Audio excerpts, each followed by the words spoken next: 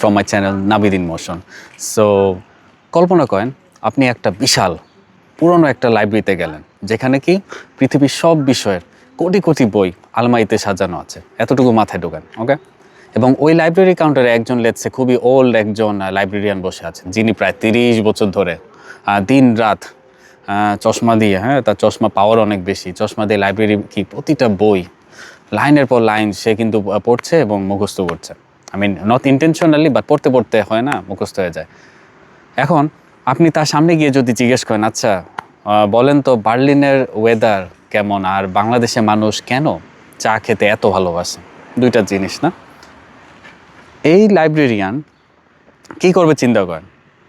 উনি কিন্তু আপনার প্রশ্ন শুনে হুট করে কিন্তু আলমারি থেকে বই টেনে বের করে পাতা উল্টানো শুরু করবে না, রাইট? তিনি চোখ বন্ধ করে তার স্মৃতির ভেতরে থাকা কোটি কোটি লাইনের যেই প্যাটার্ন আছে, যেটা আছে আর কি তার ব্রেনে, সে কিন্তু সেটা রিড করে মানুষের ভাষায় একটা কি এক্সিলেন্ট একটা কি অ্যান্সার আপনাকে দিবে, বানিয়ে দিবে, ওকে?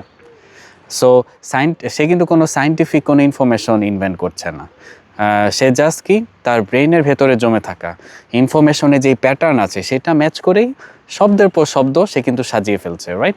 সো আজকের দিনে আমরা চ্যাটজিপিটি বা ক্লডের মতো যে এআই চ্যাটবক্স আমাদের দৈনন্দিন জীবনে ব্যবহার করছি, এদেরকে আমরা এক একটা কি বলি জাদুর বক্স মনে করি, রাইট? বাট ব্যাকগ্রাউন্ডে এরা ঠিক এই জ্ঞানী মানুষ লাইব্রেরিয়ানের মতোই আসলে আচরণ করে, রাইট? সো সফটওয়্যার আর্কিটেকচারের ভাষায় এই লাইব্রেরিয়ানকে বলা হয় কি ফাউন্ডেশন মডেল, ওকে? সো লার্জ ল্যাঙ্গুয়েজ মডেল আপনারা বলতে পারেন। সো আরেকটা নাম যদি শর্ট ফর্ম বলেন এলএলএম। আমি এত ডিটেলসে বলছি কারণ হলো যে যেন সবাই বুঝে, টেকনিক্যাল নন টেকনিক্যাল সবাই, যারা কখনো শুনে নাই তারাও যেন ভিডিওটা কনজিউম করতে পারে ভালো মতো। তাই আমি এত ভেঙে বলছি যেন আপনার ধৈর্য দিয়ে শুনতে পারেন এবং শিখতে পারেন, ওকে? সো আমরা সমস্যার কথা যাই, এখানে একটা সমস্যা কিন্তু আছে। সমস্যা কি, সাধারণ ডেভেলপাররা এই মডেলের ইনার যেই ওয়ার্কিংস আছে বা ভেতরের যেই ব্রেইনটা আছে সেটা না বুঝেই তারা কি করে, একটা ম্যাজিক বক্স হাতে নিয়ে তারা কিন্তু কোড করা শুরু করে দেয়। আর যখনই আপনার মডেলটা লাইভ প্রোডাকশনে যায়, এটা কি একটা আনরিয়ালিস্টিক কোনো একটা ইনফরমেশন সে বানিয়ে ফেলে, যাকে আমরা কি বলি, হ্যালুসিনেশন বলি, ওকে? সো তখন তারা কি মাথায় হাত দিয়ে বসে পড়ে থাকে, আই মিন হ্যাঁ, আর প্যারা খাইতে থাকে বস থেকে, রাইট? সো আজকে আমরা কোনো ম্যাথমেটিক্স বা কোনো কোড ছাড়াই কিন্তু আমরা আজকে বোঝার ট্রাই করবো যে এআই এর ব্রেইনের ভেতরে আসলে কি ঘটে, যেটা আপনাদের সবার আসলে জানা উচিত বিফোর আপনারা এআই ইঞ্জিনিয়ারিং কে আপনারা ক্যারিয়ার হিসেবে নেন। সো বার্লিন থেকে আমি নাবিদ, আবারও আপনাদেরকে স্বাগত জানাচ্ছি আমার এই এআই ইঞ্জিনিয়ারিং অ্যান্ড আর্কিটেকচার প্লেলিস্টে, এবং এটা আজকে দ্বিতীয় পর্ব। সো আজকের আড্ডা মূল যে টপিক সেটা হচ্ছে আপনার inside of the brain of AI, okay? So আমরা প্রায় শুনি GPT-4, ক্লড, লামা ট্রিকে বলা হচ্ছে কি ফাউন্ডেশন মডেল, রাইট? এবং কেন এদেরকে ফাউন্ডেশন বা আমি যদি আরও বাংলায় বলি ভিত্তি বলা হয়, এটাও আপনাদেরকে বুঝতে হবে। আপনি যদি পুরোনো দিনের দিকে তাকান, পুরোনো দিনে যেসব এআই সিস্টেম আছে, আমরা যখন কোনো প্রজেক্ট করতাম তখন প্রতিটা কাজের জন্য আমরা কি করতাম চিন্তা করেন, প্রতিটা কাজের জন্য আমরা কি আলাদা আলাদা ছোট ছোট আমরা কি মডেল তৈরি করতাম, রাইট? যেমন স্প্যাম ইমেল ডিটেক্ট করার জন্য আমরা একটা কি মডেল বানাচ্ছি, ল্যাঙ্গুয়েজ ট্রান্সলেশনের জন্য আমরা আরেকটা মডেল বানাচ্ছি, আবার চ্যাট করার জন্য আমরা সম্পূর্ণ ডিফারেন্ট একটা মডেল বানাচ্ছি।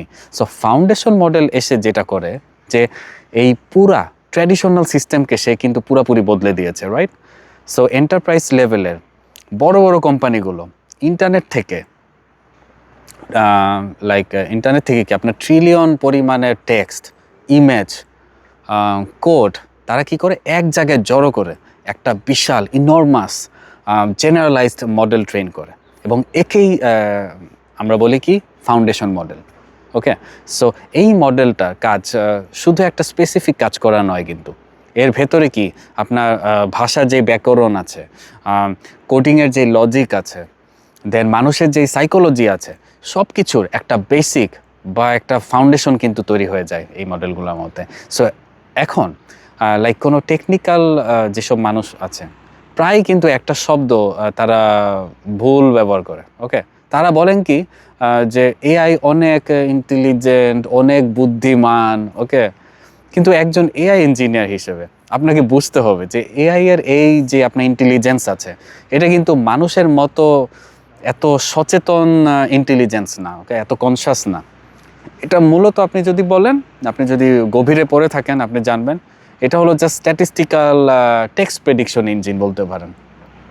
এর মানে কি, আপনি যখন চ্যাটবক্সে লেখেন ফর এক্সাম্পল, আমি সকালে উঠে 1 cup dot dot dot, AI তার কোটি কোটি প্যারামিটারের মেমোরি স্ক্যান করে সে প্রেডিক্ট করবে যে এই বাক্যের পরবর্তী শব্দ চা বা কফি হওয়ার সম্ভাবনা কতটুকু, এবং এদের সম্ভাবনাই সব থেকে বেশি, এআই এটা বের করে ফেলবে। ওকে, সো আপনি যদি গাণিতিক হারের দিক থেকে তাকান, এভাবে কাজ হয়।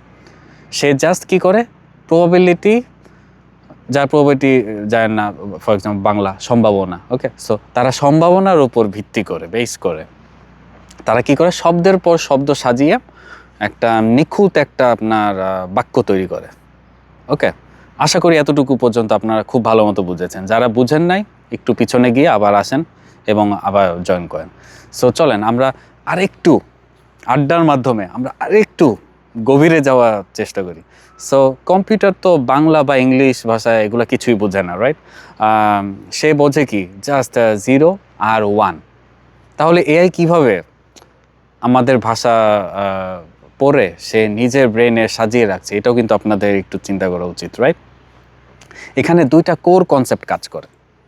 সো ফার্স্টের যে কনসেপ্ট, সেটা হচ্ছে আপনার টোকেনাইজেশন, এবং পরের যেটা খুবই ইম্পর্ট্যান্ট, সেটা হচ্ছে আপনার এমবেডিং। সো ইউজার যখন এআইকে কোনো প্রম্পট পাঠায়, এআই প্রথমে পুরা বাক্যটাকে ছোট ছোট টুকরাতে ভেঙে ফেলে, এবং এই টুকরাগুলোকে বলা হয় কি, টোকেনস। ইয়েস, আপনারা অবশ্যই যারা কাজ করেন অলরেডি জানেন না টোকেনস কি। সো এটা একটা শব্দ হতে পারে, আবার কি একটা শব্দের একটা অংশও কিন্তু হতে পারে। এরপর আসে একটা আসল ম্যাজিক, যাকে আমরা কি বলি, এমবেডিং, বা আমি যদি আরও সহজভাবে আপনাদেরকে বলি, এটা হচ্ছে আপনার ইন্টারনাল যে রিপ্রেজেন্টেশন। সো এআই প্রতিটা টোকেন বা শব্দকে একটা বিশাল ম্যাথমেটিক্যাল ভেক্টরে সে রূপান্তর করে। ওকে, সহজ কথা আমি যদি বলি, সে শব্দের অর্থ অনুযায়ী তাকে একটা গাণিতিক কোঅর্ডিনেট দেয়, বা আপনি যদি বলেন স্থানাঙ্ক দেয়। ওকে, সো একটা সহজ এক্সাম্পল যদি আপনাদেরকে দেই আমি, যে এআই এর মেমোরি স্পেসে রাজা এবং রানী শব্দ দুটি একে অপরের সাথে কিন্তু খুব কাছাকাছি তারা অবস্থান করে। আবার আপেল এবং কমলা শব্দ, এই দুইটাও থাকবে সম্পূর্ণ অন্য একটা জোনে। ওকে, ডিফারেন্ট ক্লাস্টার। সো এরা কি, আপেল কমলা ফ্রুটস জাতীয় যেগুলো আছে, সেগুলো কি একে অপরের কাছাকাছি থাকবে। সো মডেলটি ট্রেনিং করার সময় এই শব্দগুলোর মধ্যে যেই পারস্পরিক যেই সম্পর্ক আছে, সেটা কিন্তু সে বুঝতে পারে, এবং তার ভেতরে যে কোটি কোটি ম্যাথমেটিক্যাল কানেকশন আছে বা প্যারামিটার্স আপনি যদি বলেন, সেটা কিন্তু তৈরি হয়। সো লার্জ ল্যাঙ্গুয়েজ মডেলের সাইজে আমরা যে শুনি যে 70 বিলিয়ন বা 400 বিলিয়নস প্যারামিটার, তার মানে হলো যে সেই মডেলের ভেতরে কোটি কোটি শব্দের যেই সম্পর্ক আছে, সেই সম্পর্কের এতগুলা ডিজিটাল নোড, বা আপনি যদি বলেন আরও ইজিলি, তারের একটা সংযোগ আছে। ওকে, তার, ওয়্যার। সো আর এখানেই কিন্তু আপনার জন্ম নেয় আমাদের গত সিরিজের সেই বিখ্যাত black box problem, right? So আমি অলরেডি আমার আগের অন্য প্লে লিস্টগুলোতে আমি ব্ল্যাক বক্স প্রবলেম নিয়ে অনেক আলাপ আলোচনা করছি। যারা দেখেন নাই তারা দেখে আসতে পারেন, তাহলে আপনারা আরও একটু বুঝবেন। সো যেহেতু এই 400 বিলিয়ন প্যারামিটারের নেটওয়ার্কটি অনেক কমপ্লেক্স, অনেক অনেক কমপ্লেক্স, তাই মডেলটা কি, মডেলটা যখন কোনো ইনপুটের সাপেক্ষে একটা স্পেসিফিক একটা অ্যান্সার দেয়, সে লাইক খোদ আর কি, সে ইঞ্জিনিয়ার মডেলটি বানিয়েছে ফর এক্সাম্পল, ওকে, তিনিও কিন্তু আসলে স্পেসিফিকভাবে বলতে পারবে না যে ঠিক কোন প্যারামিটারের ভেতর দিয়ে ডেটা পাস হয়ে এই আউটপুটটা আসলো। ওকে, সো এআই এর এই ইন্টারনাল যে রিপ্রেজেন্টেশনটা আছে, সেটা আপনাদেরকে বুঝতে হবে, এবং এটাকে কন্ট্রোল করাই হলো আপনার এআই ইঞ্জিনিয়ারিং আপনার কি অন্যতম সেরা প্রধান চ্যালেঞ্জ। ওকে, সো এখন আমি আপনাদেরকে, হ্যাঁ, এতটুকু আশা করি আপনারা সবাই বুঝেছেন, রাইট? ওকে, সো একজন সিস্টেম আর্কিটেক্ট হিসেবে এই আপনার ফাউন্ডেশন মডেলের ব্রেইনের যে মেকানিজমটা, সেটা থেকে আপনি কি সিদ্ধান্ত নেবেন একবার কি ভেবে দেখেছেন, চিন্তা করেন? এখানে আমাদেরকে ফেস করতে হবে একটা বড় আর্কিটেকচারাল একটা ট্রেড অফ, ওকে? এবং সেটাকে কিসের ট্রেড অফ?